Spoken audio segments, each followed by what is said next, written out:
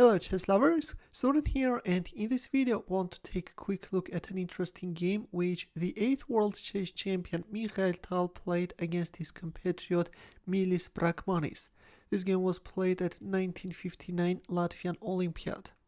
So it turns out that Tal played Evans Gambit twice in his career, and now we will take a look at one of them.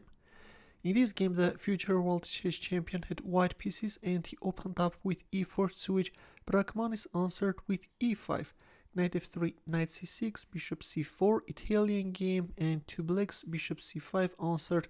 We see the razor sharp Evans Gambit. The other game which Tal played was against Evans Gambit. Again, in that game he prevailed.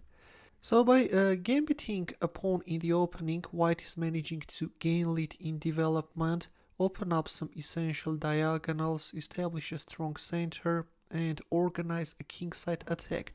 Usually in here black is moving back the bishop on a5, but in this game we see bishop e7, which is also decent continuation. But after d4 we see a dubious looking knight f6 move.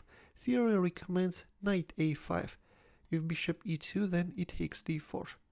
We have already seen this line in a game played between Garry Kasparov and Viswanathan Anand. You remember, right, that 1995 game where Kasparov managed to prevail very quickly.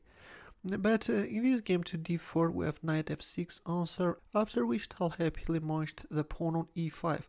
Knight g4, queen d5.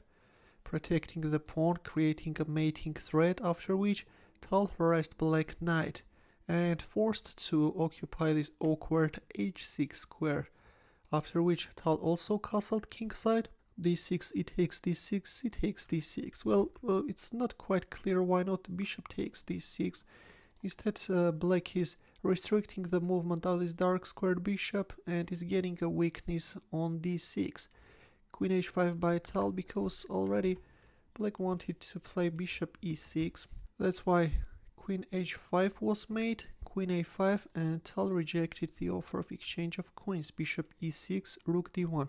White is now intending to recapture on d5 with the rook, rook f e8, bishop f4, rook a d8, black is centralizing his pieces, meanwhile white is completing his queenside development, but is doing it at the cost of giving up this pawn on c3, which black captured. g4, already this is not good. It's not quite clear why not bishop takes e6, followed by bishop takes h6. White is getting an advantage, and by the way, probably you may have already guessed that at this point going for an immediate bishop takes h6 is not good because of g6, and suddenly white queen is getting trapped. That's why you should first remove the light squared bishop, which is covering the g4 square.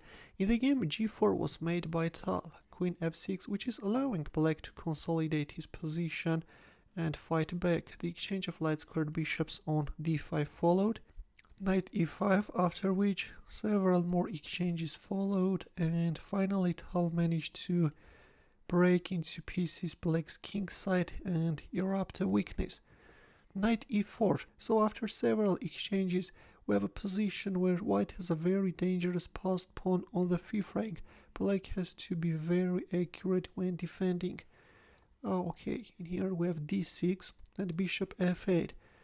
Bishop g5 is an alternative, but from f8 the bishop is still putting pressure on d6. Rook a c1, white is now ready to intrude inside opponent's 7th rank, and rook d7.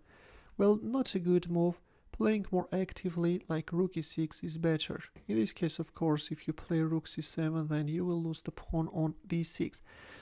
That's why you should make a move like rook c3. Instead, in the game we see this passive looking rook d7, and now let's see what's the problem with it. King g2 by Tal, a very important move with which he's moving away his king from the first rank. Rook d8 and rook c7. Now if the king were on g1, then black could capture on c7 and then on d1 by announcing a check, but this time it doesn't work because there is no check and white can go for a pawn promotion. That was a very important prophylactic move which allowed Tal to keep the advantage. b6, rook d3. White is making a waiting move, and at the same time this can be very useful. At any moment you can switch your rook into an attack from the third rank. Rook takes c7, d takes c7. We can see that black is panicking, and it was better to make waiting moves, you know? Like king g6, or I don't know, a6, b5. Instead we see rook takes c7, which is allowing white to win very quickly. Rook d7, bishop b4. With this move black is covering the c3 square, because already white wanted to play knight c3, knight b5, knight takes a7. That's why black played bishop b4, and at this point you can give a try to find Tal's next move. That's actually very easy, and we have a pawn sacrifice. Tal is deflecting this bishop from e1 a5 diagonal, after which is finally switching his knight into the attack. This knight will now harass black rook. a5, knight b5, attacking the bishop, bishop b2, knight d6.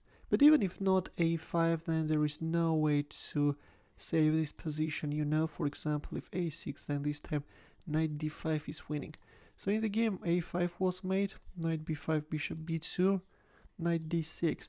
Of course Mr. Brakmanis could already resign, but strangely he kept on making a few more moves. Knight f5 check, king g6, another check, f6, rook c7 with a mating thread. I'm not sure, quite possibly Tal was in a time trouble, that's why Brakmanis kept on playing, and finally after king g3 resignation followed. With his last move white restricted the movement of black king, and already black king is in a mating net. With his next move white will announce a checkmate, that's why resignation followed. We had a nice Evans Gambit, although that didn't give white taking chances. Soon we found ourselves in the endgame, where with a pawn sacrifice white lured away opponent's bishop and made use of the vulnerability of the dark squares. In the end, a chess puzzle for you, where the task is to win with the white pieces. As usual, we'll wait for your answers in the comment section. Feel free to check out my early uploads as well. We'll see you in my next video. Take care.